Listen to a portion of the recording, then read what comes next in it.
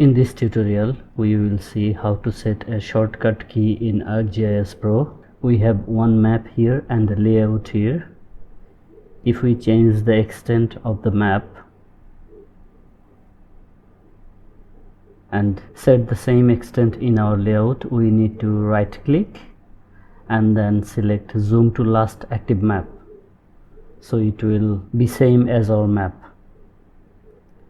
Now we want to set a shortcut for this action. For that, go to help and then click shortcuts.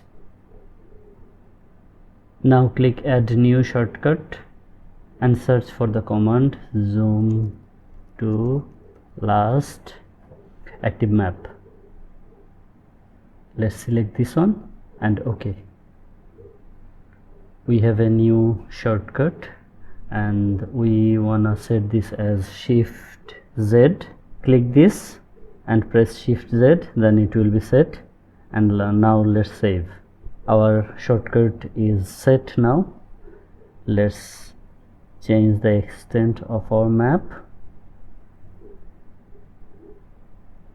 and click here and press Shift Z, and that's it. Now our shortcut is working. Thanks for watching.